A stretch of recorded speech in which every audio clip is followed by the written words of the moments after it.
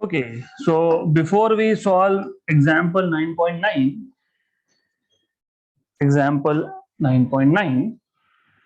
इस क्वेश्चन को सॉल्व करने के लिए कुछ बेसिक रिक्वायरमेंट है।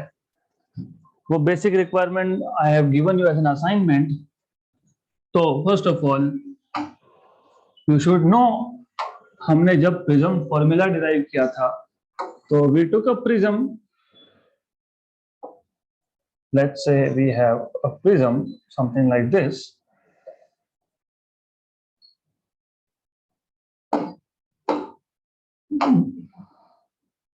ऐसा एक प्रिज्म है हमारे पास, एंड if you remember, ये था एंगल ऑफ प्रिज्म ए, ये था base of prism PC. You had, we can draw normal over here, ये नॉर्मल टू द सरफेस है, to the side A B, यहाँ पे normal to the side A C. मैं पूरा diagram draw नहीं कर रहा हूँ क्योंकि ये दोनों they reach to normal will meet somewhere. उसको हमने आई थिंक डी बोला था, but we don't need that, उसकी जरूरत नहीं है अब हमको। Then we have an incident ray, ये इंसिडेंट रे है और आपको पता है एंगल ऑफ इंसिडेंस आप हमेशा with respect to normal measure करते हो आई। उसके बाद because ray is travelling from rare to denser medium, it will bend towards normal, it goes something like this, more or less like this, right. जरूरी नहीं है कि अगर base BC को पैरेलल होगा, तो इट मे और may not be parallel. Then यहाँ पे it will bend away from normal because the ray is going from denser to rarer. अब प्रॉब्लम ये है, ये angle of incidence I, this is angle R1, this is angle R2, correct. ये जो रे emerge होगा it will depend on R2, तो you may have a ray which is touching refracting surface। अगर आपको याद होगा ये और ये दोनों थे refracting surfaces of prism। इसको, ये प्रिज्म ऐसा होता है बेसिकली refracting surfaces। तो ये जो ऊपर की लाइन है, if you remember प्रिज्म भूलना नहीं, प्रिज्म भूला तो गए, prism is something like this, okay. तो ये रिफ्रैक्टिंग सरफेस और बैक साइड में एक रिफ्रैक्टिंग सरफेस, ये दो रिफ्रैक्टिंग सरफेसेस को ज्वाइन करता है ये लाइन, उसको बोलते हो रिफ्रैक्टिंग एज। और यहाँ जो ये एंगल बनता है दैट इज रिफ्रैक्टिंग एंगल और just angle of prism, right. हमारे पास जो ये रे है ये रिफ्रैक्टिंग सरफेस को टच होके बाहर निकल रहा है, इसको आप बोलते हो ग्रेजिंग एमर्जेंस। ग्रेजिंग मतलब व्हेन इट जस्ट टचेस, क्योंकि देयर वर मेनी डायरेक्शन, ऐसा भी बाहर आ सकता था, ऐसा भी रे बाहर आ सकता है, it can come here also, but it is touching the surface, that emergence is called as grazing emergence, okay. तो यहाँ पे ये एंगल ऑफ एमर्जेंस है 90 डिग्री। क्यों 90 डिग्री? क्योंकि आप हमेशा angle with respect to normal measure करते हो, यहां तक पहले समझ लो। अब प्रॉब्लम क्या है, यू सी, जिस साइड से रे एमर्ज हो रहा है, रे यहां से इंसिडेंट हुआ, ऐसा गया, फिर यहां से बाहर आया, राइट। यहां पे अगर मैं स्नेल्स लॉ लगाता हूं, या फिर अगर आपको डायरेक्टली क्रिटिकल एंगल का फॉर्मूला याद होगा, क्रिटिकल एंगल की डेफिनेशन याद होगी। क्रिटिकल एंगल की डेफिनेशन में if you remember, when ray of light travels from denser medium, मान लो ये denser medium है, ये rarer medium है, when ray of light travels from denser medium into rarer medium for some particular angle of incidence called as critical angle, angle of refraction becomes 90, right। फिर इस case में आप लोगों ने एक फॉर्मूला डिराइव किया था, n is equal to sin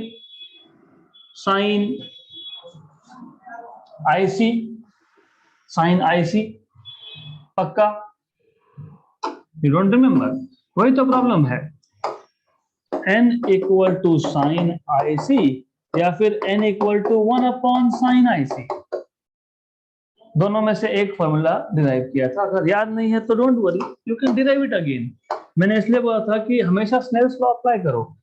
इसको मैं बोलता हूं मीडियम 1, इसको मैं बोलता हूं मीडियम 2। मैं इस पर अप्लाई करूंगा Snell's law. Refractive index of medium 1 sine of critical angle equal to refractive index of medium 2 into sine of angle in rarer medium. Medium 2 में कितना है 90। रेयरर मीडियम को अगर मैं एयर लेता हूं तो रिफ्रैक्टिव इंडेक्स बन जाता है 1, ये भी 1, ये भी 1। तो refractive index mu of denser medium into sine IC is 1, मतलब this is 1 upon sign IC. Good, ये बेसिक्स पता होगा तो आगे कुछ समझेगा, ये समझेगा तो क्वेश्चन समझेगा, नहीं तो कुछ नहीं। तो you need to know basics and that is why you need to do assignments, right. Now at this point, let us say Q point. At point Q, ray is traveling from denser to rarer. If this angle, जिसको R2 बोला है हमने, if this angle R2 is equal to critical angle, then angle of refraction, मतलब इस case में angle of emergence equal to 90 degree. इसको हम बोलते हैं ग्रेजिंग एमर्जेंस। तो कंडीशन क्या है ग्रेजिंग एमर्जेंस की? R2 should be equal to IC। यहां तक clear? Good, are we good here? Okay, now but as you know angle of prism A, ये तो प्रिज्म का एंगल है, ये तो कांस्टेंट रहने वाला है। It is equal to R1 plus R2। तो R2 is equal to A minus या फिर R1 equal to A minus R2, but R2 is IC for grazing emergence. So this is for grazing emergence,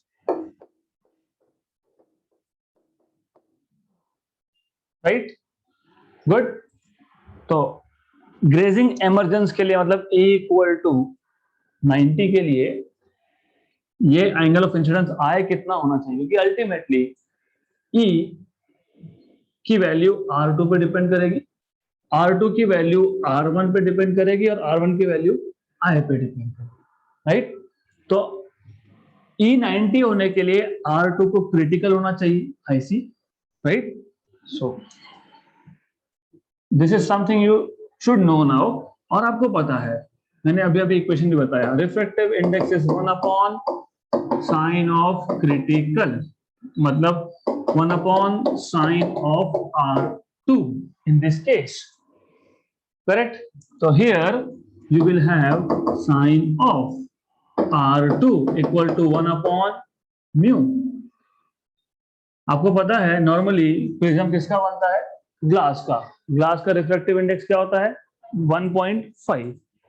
तो you will have sine of R2 as this is 1 upon 3/2, मतलब 1.5, okay. तो इसको 3/2 भी लिख सकते हो, 1.5 भी लिख सकते हो, तो दिस इज 2/3। तो R2 is equal to sine inverse of 2/3, correct. इसका एक वैल्यू आता है, this is 41 degrees and 49 minutes. 41 degrees 49 minutes. ये आपको जो असाइनमेंट दिया था उसमें था, ये बुक में ये वैल्यू थी, right. This is the value, right. Good. अब why I am calling this as R2 maximum? क्योंकि अगर R2 की वैल्यू इस एंगल से ज्यादा हुई तो रे ऑफ लाइट बाहर जाएगा ही नहीं, totally internally reflected, right, correct. हमें जो क्वेश्चन सॉल्व करना है उसमें यहां पे बोला है For a glass with refractive index 1.5 prism having refracting angle 60, मतलब A की value 60 angle of prism, determine the range of angle of incidence for which emergent ray is possible. मतलब रे बाहर जाना चाहिए, it should not totally internally reflect. तो R2 को maximum क्यों बोल रहे हो आप? बिकॉज R2 की वैल्यू अगर मैंने 41 डिग्री 50 मिनट भी कर दी तो द रे will not go out, it will be totally internally reflected, right? इसलिए R2 को R2 मैक्सिमम बोला है यहाँ पे, इससे ज्यादा नहीं चलेगा, कम चलेगा, ज्यादा नहीं चलेगा.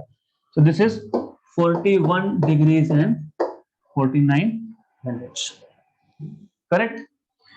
पर ये R1 कहां से बनाया आपने? A वो तो कांस्टेंट था, माइनस R2. जब R2 मैक्सिमम है तो R1, think about it now because this is something you need to know. If this is maximum, what will be R1? Minimum, maximum.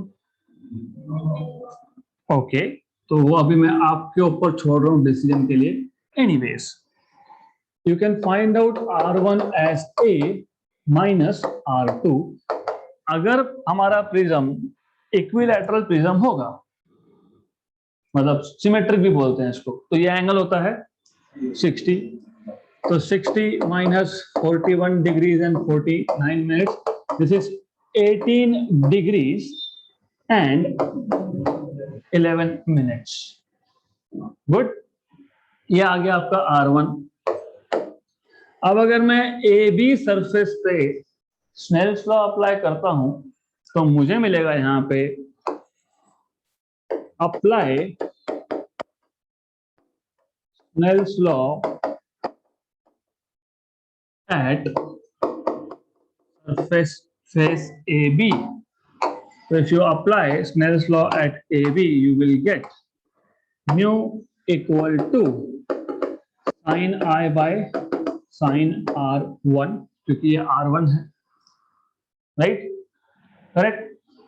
Now इसको I मिनिमम क्यों बोलेंगे? It will depend on if you have understood what is R1 minimum या maximum, वो आप decide करोगे.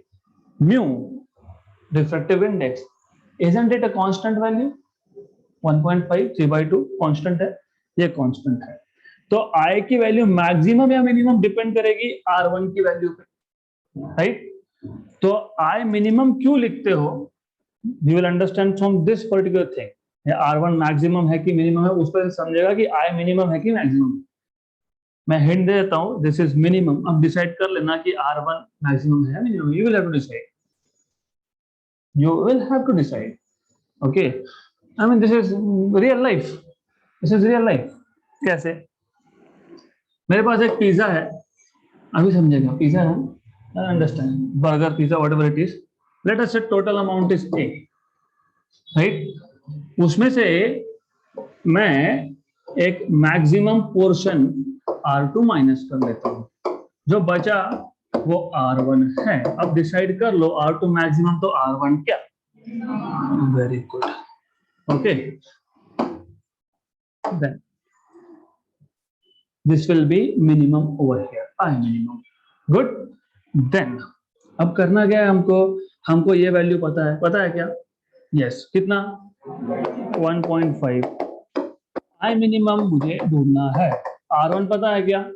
तो sine of 18 degrees and 11 minutes, correct? ये पूरा सॉल्व करने के बाद आपको I की मिनिमम वैल्यू मिलेगी, और वो आता है I का minimum value 27 degrees and 55 minutes. 27 degrees and 55 minutes. Now we'll go to question and then again recap. For a glass prism having refracting angle 60, हमने भी 1.5 लिया, हमने भी एंगल 60 लिया था, तो हमको जो I की वैल्यू मिली थी मिनिमम वैल्यू, वो यूज कर सकते हैं. मतलब right, the range of angle of incidence for which emergent ray is possible.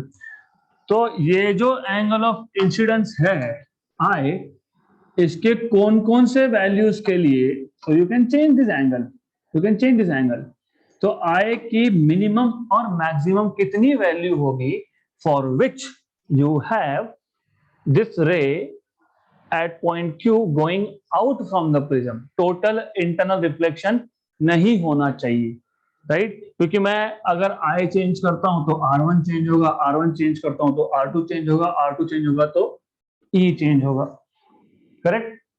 तो आपको एंगल ऑफ इंसिडेंस का रेंज निकालना था, right?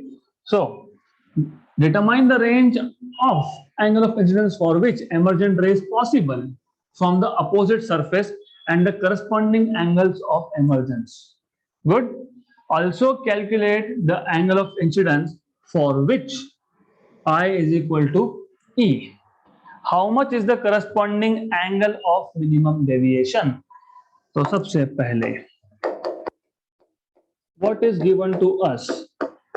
A value 60, refractive index 1.5. उन्होंने n से डिनोट किया, मैं म्यू से डिनोट कर रहा हूं, that is the only difference. Correct? इसी के लिए हमने ऑलरेडी जो आपको असाइनमेंट दिया था, इस वैल्यूज के लिए you already have minimum angle of incidence, I minimum, right? I minimum मतलब R2 maximum, करेक्ट?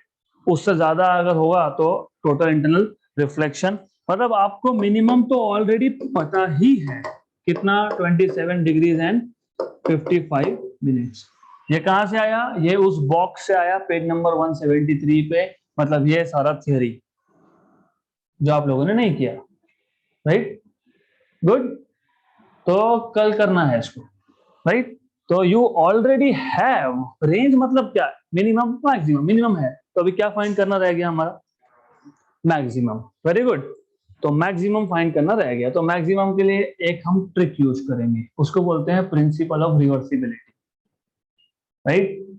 वो आपको स्टेट बोर्ड में नहीं है, but I just tell you, JEE NEET में हम देखेंगे what is principle of reversibility. It tells you, मैंने बताया भी है शायद एक बार पहले, मैं वापस बता देता हूँ. What is principle of reversibility? अब ये जो रे था ये कैसा गया? ये यहां से स्टार्ट होके ऐसा आया, फिर ऐसा गया, फिर ऐसा गया, राइट? मैं अगर इसको उल्टी डायरेक्शन में ट्रेस करता हूं, अगर मैंने इस रे को यहां से इंसिडेंट किया होता तो ये एग्जैक्टली सेम पाथ फॉलो करेगा. सो प्रिंसिपल ऑफ रिवर्सिबिलिटी मतलब if a ray of light is traced exactly in opposite direction, it will follow the same path. That is principle of reversibility. If ray of light is traced exactly in opposite direction, it will follow the same path. मतलब ये जो angle of emergence है, now it will become angle of incidence. Good.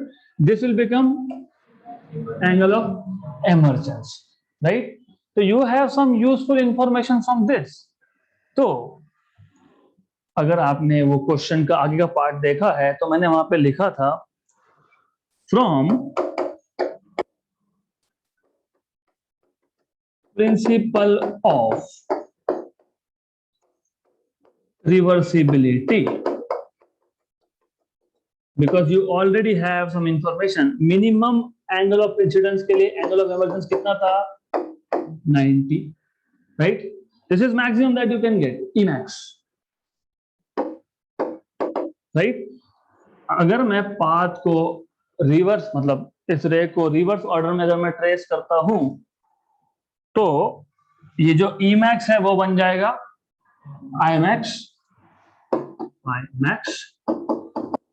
Equal to 90, और E जो है, this I will become E, but E minimum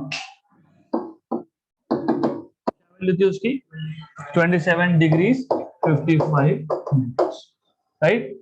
correct. So what is the range? 27 degree 55 minutes to wrong. क्यों wrong? उन्होंने ऐसा बोला है क्या कि एक साइड से एक बार देखना, दूसरी साइड से दूसरी बार देखना? They are asking you from the same side. देखो क्वेश्चन में बोला है determine the range of angle of incidence for which emergent ray is possible from the opposite surface,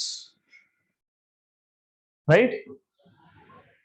तो ऐसा एक बार देख लिया, इस साइड से हमको आई मिनिमम मिल गया, यहाँ पे आपको ई मिल गया मैक्सिमम, फिर आपने रिवर्सिबिलिटी इक्वेशन यूज करके उल्टा बोल दिया तो उससे काम नहीं चलता है।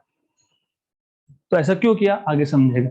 Why did I write down this information? ये आपको आगे समझेगा। You have to keep patience for this. So now, if you remember, refractive index या फिर prism formula. How many of you remember prism formula? कितनों को याद है prism formula? Prism formula? Prism formula? Sine of something something. Sine of A plus delta m by 2 upon sine of A by 2. Good. ये था prism formula आपका, right. Mu, you already know mu 3 by 2 1.5 equal to, मैं repeat करूंगा question, पहले समझ लो, थोड़ा heavy है। A, do you know A? 60 sine of 60 plus delta m by 2 upon sine of A by 2, 3 by 2, this is sine of 60 plus delta m by 2, इस sign से cancel मत कर देना, अदरवाइज नया ट्रिग्नोमेट्री आ गया। sin 30, what is sin 30? Half, इसको यहाँ multiply कर दिया, 3 by 2 into half, 3 by 4 equal to sine of 60 plus delta m by 2, 3 by 4 is 0.75। अब आपके पास जो लॉग बुक होती है उसमें एक नेचुरल साइंस का टेबल होता है, उसमें ढूंढना है कि साइन की वैल्यू 0.75 कब आती है। वो देखने के बाद आपको समझेगा कि आता है 48 डिग्रीज 35 मिनट्स पे। सो this is sine of 48 degrees 35 minutes, which is equal to sine of 60 plus delta m by 2।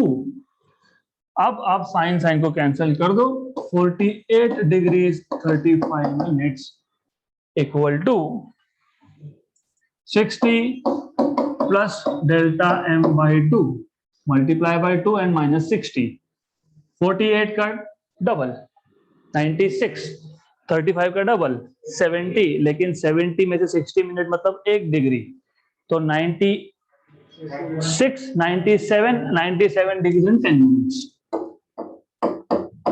ये 60 है, इसको बाद में माइनस कर देंगे तो आपको मिल जाएगा delta m 97 degrees 10 minutes minus 60 degrees, this is 37 degrees and 10 minutes. ये आ गया आपका एंगल ऑफ डेविएशन, करेक्ट है आंसर। गुड, डेल्टा m मिल गया, एंगल ऑफ मिनिमम डेविएशन पूछा था ना। How much is the corresponding angle of minimum deviation, how much? 30, yes, good, right? Then if you remember, ये जब फॉर्मूला हमने derive किया था तो मैंने बोला था कि ये is nothing but Snell's law, sine I by sine R1, sine I by sine मतलब I is equal to A plus delta m by 2, but what we know is I is equal to A plus delta m by 2। जिसको ये याद नहीं उसके लिए मैं बता देता हूं, जिनको ये फॉर्मूला याद नहीं कैसे आया, अगर आपको याद होगा प्रिज्म फॉर्मूला डिराइव करते वक्त हमने एक स्टेप देखा था, I plus E is equal to A plus delta, correct. हमने बोला था कि मिनिमम डेविएशन जब होगा, जब मिनिमम डेविएशन होगा तब क्या होगा, तब ये जो रे है रिफ्रैक्टेड रे, ये बेस को R1 equal to I equal to E बोला है कि यहाँ पे I equal to E, yes. तो if I put I equal to E मतलब I plus I equal to A, इसको मैं डेल्टा m लिख सकता हूं क्योंकि ये मिनिमम डेविएशन पे ही होता है ना, मिनिमम डेविएशन पे ही होता है। Since at delta equal to delta m I equal to E, correct, यहां तक करेक्ट। नाउ ये आ गया आपका 2i equal to A plus delta M, I equal to A plus delta M by 2। मैंने तो वही डायरेक्टली बताया था, this is I. Do you know A 60, do you know delta M 37 degrees and 10 minutes by 2, this is 97 degrees 10 minutes by 2, इसका half. मतलब you are back to this particular number, 48 degrees 35 minutes, 48 degrees 35 minutes। ये I की value है, right. हमने already, तो इसको मैं हटा देता हूँ, एनीवे इसको हमने यूज नहीं किया, so let me get rid of this, I don't need this. हमने already minimum value of I find किया है 27 डिग्री देन 55 मिनट। तो ये जो वैल्यू आई ये 27 डिग्री 55 मिनट से ज्यादा है। हाँ, तो ये कौन सी होगी, मिनिमम या मैक्सिमम? आ गया आपके पास range of angle of incidence for which emergent ray is possible from the opposite face। तो सम अप, अभी हमने क्या किया, पहली बार थोड़ा डिफिकल्ट लगता है, तो it's okay if it was heavy, इसको इजी कर देते हैं आप। और इसके और हायर लेवल के क्वेश्चंस जेईई नीट में हो जाएंगे, so don't worry about that. देखो ऐसा है कि ये angle of incidence I R1 को कंट्रोल करता है, R1 R2 को कंट्रोल करता है, क्योंकि A फिक्स है और A is R1 plus R2। मतलब R1 चेंज होगा तो R2 को चेंज होना ही है, और R2 चेंज होगा तो वो E को चेंज करेगा, राइट। तो for some angle of incidence I, यहां से जो रे बाहर जाएगा, it can go from various routes, okay. Now हमको बोला है कि range of angle of incidence for which emergent rays possible from the opposite face. Incidence हुआ ए बी पे, अपोजिट फेस है ए सी। तो सबसे पहले हमको ये मेक श्योर करना है कि टोटल इंटरनल रिफ्लेक्शन नहीं होना चाहिए, मतलब जो रे है उसको बाहर जाना पड़ेगा, करेक्ट। तो रे कब कब बाहर जाएगा, एक तो angle of emergence 0, right. Sorry for this, इसको यहां पे ले लेते हैं वापस। तो first of all this emergent ray can go out 0 degree, let us say 10, 20, 30, 40, 60, 90 तक चलेगा। 90 पे जब आया मतलब emergent ray जो है वो सरफेस को टच करके बाहर निकल रहा है, उसको बोलते हैं ग्रेजिंग, क्योंकि बाहर निकल रहा है इसलिए ग्रेजिंग एमर्जेंस। अगर हमको रे को अंदर भेजना होता, हम ऐसा भेजते अगर, उसको बोलते grazing incidence. Very good, excellent. तो now to make sure that there is no internal reflection, हमने पहले ये कंडीशन सॉल्व कर ली कि चलो मान लेंगे E90 है, E90 है तो R2 क्रिटिकल एंगल होगा। क्रिटिकल क्यों होगा, because ray is travelling from denser to rarer and by definition of critical angle, तो ये क्रिटिकल होगा। ये क्रिटिकल होगा, इसका मतलब क्या, पहले तो इसको फाइंड करो। This is maximum allowed value of R2। इससे ज्यादा एंगल अगर हुआ तो light will not be able to go out, correct. तो R2 से हमने फाइंड किया R1, वो R1 की वैल्यू मैंने अगले पेज पे लिखा है, राइट। अब ये R1 और mu refractive index of prism, उससे हमने फाइंड किया एंगल ऑफ इंसिडेंस की minimum value. This is the minimum value. इससे कम वैल्यू अगर हुई, 27 डिग्री 54 मिनट्स भी हुआ, टोटल इंटरनल रिफ्लेक्शन, राइट, ये मिनिमम हो गया। ये आपका असाइनमेंट खत्म। अब यहां से क्वेश्चन चालू हो। तो मिनिमम वैल्यू ऑलरेडी वो थ्योरी में निकाल के दिया था, तो हमको मिनिमम पता है, तो हमारा काम आधा हो गया, because you know minimum. Range मतलब मिनिमम टू मैक्सिमम, तो आपको मैक्सिमम भी फाइंड करना है। तो मैक्सिमम कैसे फाइंड करोगे आप, I will remove this principle of reversibility, क्योंकि मैंने यूज नहीं किया है इसको, so I will not keep it, right. तो you know mu is sine of a plus delta m by 2 upon sine of a by 2। ए आपको पता है, म्यू आपको पता है, आपने डेल्टा एम फाइंड कर लिया, डेल्टा एम आपके पास आया, you have delta M as 37 degrees and 10 minutes. और वैसे बाय द वे वो भी पूछा ही था, तो डेल्टा एम आ गया। You know I plus E is equal to A plus delta, but minimum deviation पे I इक्वल टू E होता है, तो I plus I equal to A plus delta M, तो I is A plus delta M by 2। A पता है, delta M पता है, by 2 कर दो, यू गेट 48 डिग्रीज 35 मिनट्स। ये भी एंगल ऑफ इंसिडेंस की वैल्यू थी, लेकिन जो हमारे पास मिनिमम वैल्यू है वो 27 डिग्रीज 55 मिनट्स है, तो ये मैक्सिमम ही होगा, right? Good. So this is how you are suppose to solve this question.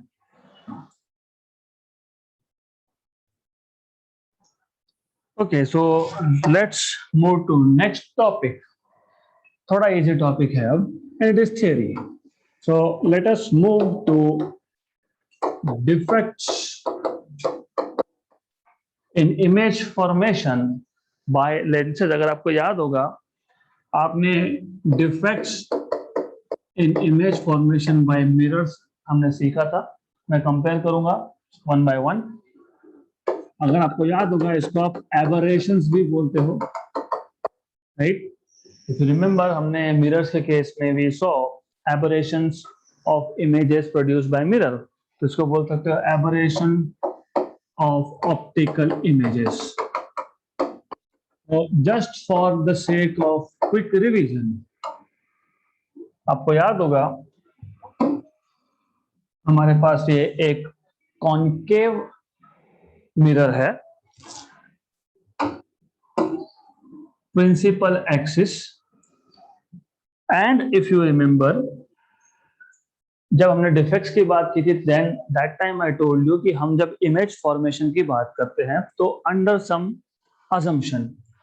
assumption number 1, object is at infinity, rays coming from object are parallel to each other, मतलब जो भी object से raise आएंगे they are parallel to each other and they are also parallel to principal axis, okay, right, and they are also close to principal axis. इसको हमने बोला था para-axial rays which are parallel to each other and also to principal axis and also close to the principal axis are called as para-axial rays, right? थोड़ा और detail में जाता हूं। Detail is कि हमने एक्चुअली वहां पे स्मॉल मिरर कंसीडर किया था जिसका कर्वेचर छोटा होगा। तो जो भी हमने मिरर का स्फेरिकल मिरर्स में इमेज फॉर्मेशन पे जो भी वो टेबल बनाया था, ऑब्जेक्ट कहाँ पे होगा, इमेज कहाँ पे होगा, ये सारा का सारा अंडर अजम्पशन था that you have small mirrors. मतलब स्मॉल मिरर मतलब first of all what was small mirror, what do you mean by small mirror? Object distance is very large compared to focal length of the mirror. Object distance, object is kept far away, focal length, focal point अगर यहाँ है तो object distance is much greater than focal length, इसको बोलते हैं small mirror। ऐसे cases में क्या होता है, ऐसे केसेस में all the rays converge at same point, same focus, right? Good. तो मिरर के केस में अगर आपको याद होगा तो एरर कहां से आया था, मतलब डिफेक्ट्स कहां से आए थे, एबरेशंस कहां से आए थे? तो ऐसा था कि जो रेस प्रिंसिपल एक्सिस के पास में है, क्लोज है, उसका फोकस किसी और पॉइंट पे होता है, and the rays which are far away they merge, they converge, they come to focus at a point nearer to the pole। तो जहां पे इमेज एक पॉइंट में बनना चाहिए था, अब image in reality it is diffused image, it is in the form of a circle. इसको हमने बोला था defects in optical images produced bye spherical mirrors, aberrations, और इसको हमने बोला था स्पेरिकल एबरेशन। क्यों? क्योंकि ये जो sphere, because this mirror is a part of sphere, क्योंकि इसके स्पेरिकल शेप की वजह से ये डिफेक्ट आया, इसलिए इसको हमने बोला था स्पेरिकल एबरेशन। वेरी गुड, यहां तक क्लियर, राइट? हमारा एक्सपेक्टेशन था एक पॉइंट में इमेज बनना चाहिए, लेकिन जो रेस पैरेलल है, जो क्लोज है to the principal axis, they are forming image at some other point. जो रेस पैरेलल है प्रिंसिपल एक्सिस को, but they are far away, they are forming images at different different points. तो image produce instead of as a point image is in the form of a circle, right? तो इसको हमने बोला था diffuse image होता है, clear नहीं होता, ब्लर्ड इमेज बनता है बेसिकली, राइट? तो this is called as spherical aberration because of the shape curvature is, curvature की वजह से डिफेक्ट आया। कौन सा कर्वेचर? स्फीयर का कर्वेचर, इसलिए spherical aberration, correct? Now you want to see what are the defects in optical images produced by lens. First of all, lens reflection करता है क्या?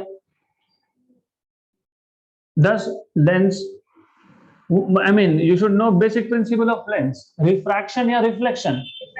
Refraction. Very good. So, also you know one more thing is, जब भी medium change हुआ, जैसे हमने prism का case लिया था, if you remember, white light enters and you have 7 different colors dispersion, right?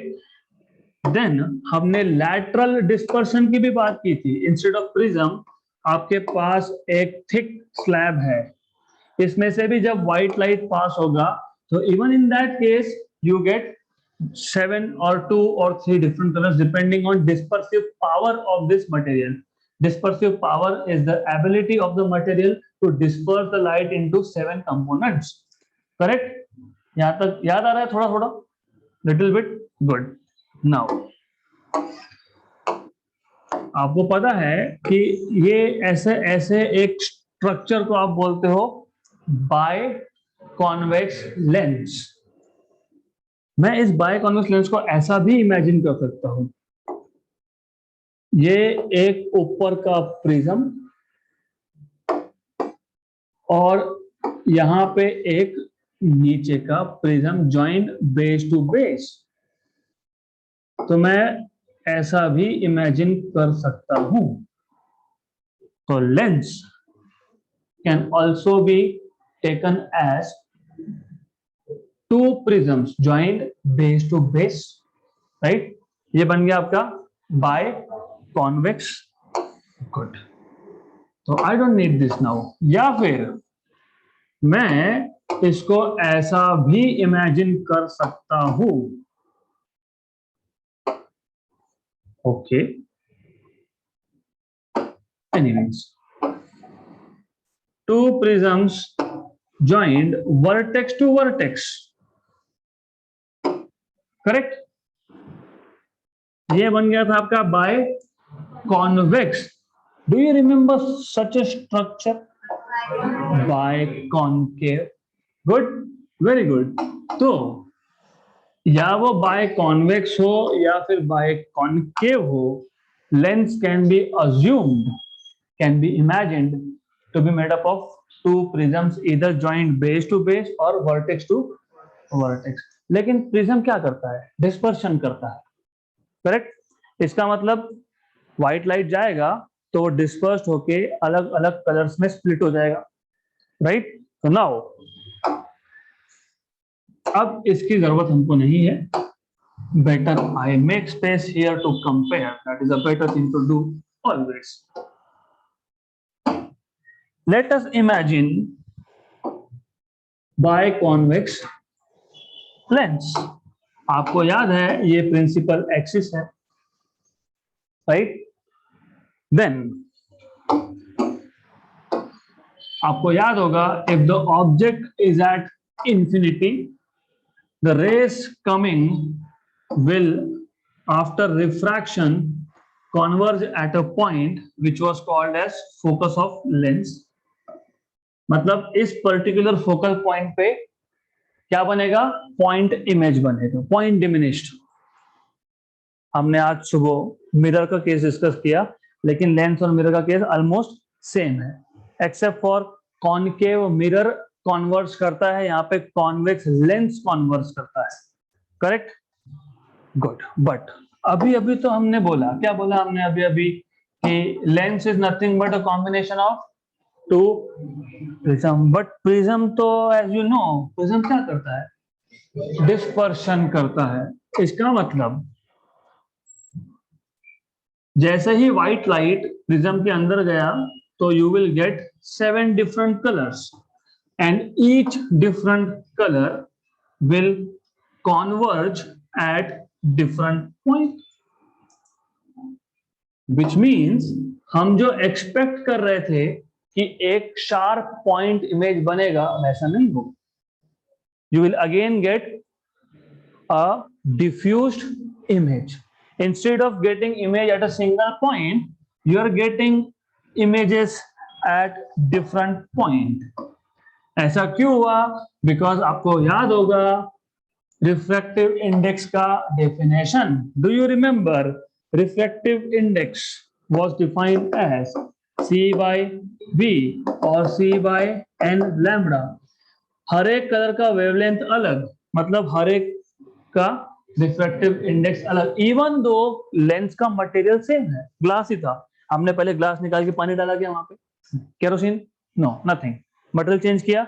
No, but still because of different wavelength you have different refractive index, and because of different refractive index there was dispersion of light because of different refractive index of different colors of white light।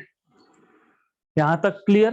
And because of that एक जगह पे image बनने की जगह पे हर एक colour का convergence अलग अलग जगह पे होगा। By the way, when you have single color जैसे only red, उसको आप बोलते हो monochromatic light, right? If you have light जैसे ये white light हमारे सराउंडिंग में, it consists of 7 different colors, इसको वो बोलते हो polychromatic light, correct? तो यहाँ पे जो इमेज एक पॉइंट पे बनना चाहिए था वो एक पॉइंट पे नहीं बन रहा है। Why? Because the light is polychromatic। तो ये जो डिफेक्ट आएगा, इस डिफेक्ट को आप बोलते हो chromatic aberration. Chromatic because the light is polychromatic, so chromatic aberration. तो जैसे यहां पे आपने बोला था spherical aberration, it was because of the shape of the mirror. Here in case of lens it has nothing to do with the shape of lens, but it is because of different wavelength in the given beam of light, इसलिए इसको आप बोलते हो chromatic, chroma colour, many colours, polychromatic light. उसके वजह से जो image formation में डिफेक्ट इंट्रोड्यूस हुआ उसको बोलते हैं क्रोमैटिक एबरेशन। यहां तक क्लियर है? गुड। मैं आज से इंट्रोड्यूस करने वाला हूं, कल हम पूरा देखेंगे details. Now in that case spherical aberration के केस में हमने सॉल्यूशन की बात नहीं की थी। We said okay this is defect, यहां पे हमको इसका सॉल्यूशन भी चाहिए, हमको ये डिफेक्ट को रिमूव करना है।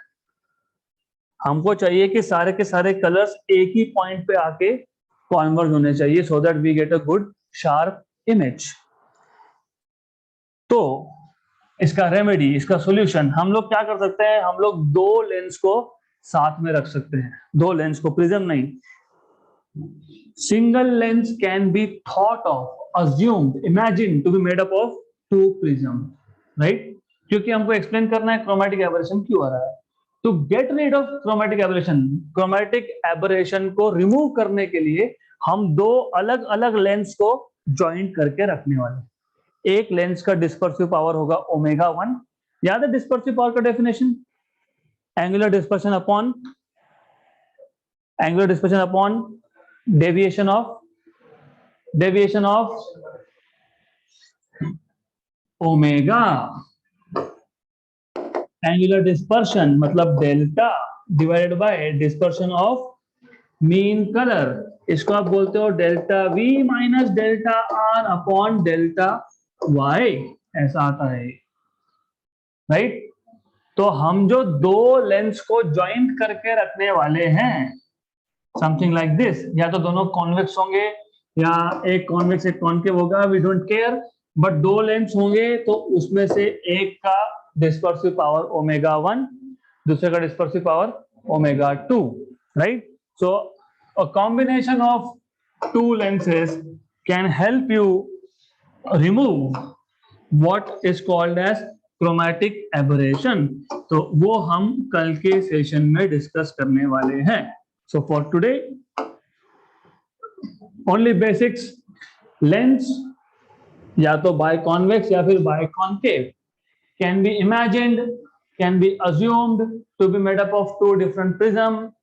क्योंकि प्रिज्म है और थिक प्रिज्म है, थिक लेंस है, तो डिस्पर्शन होगा तो अलग अलग कलर अलग अलग पॉइंट पे फोकस पे आएंगे. मतलब जहां पे इमेज सिंगल पॉइंट में बनना चाहिए था, अब सिंगल पॉइंट में न बनते हुए they are forming at different points. That means the image obtain will be blurred, not sharp, not very clear, right?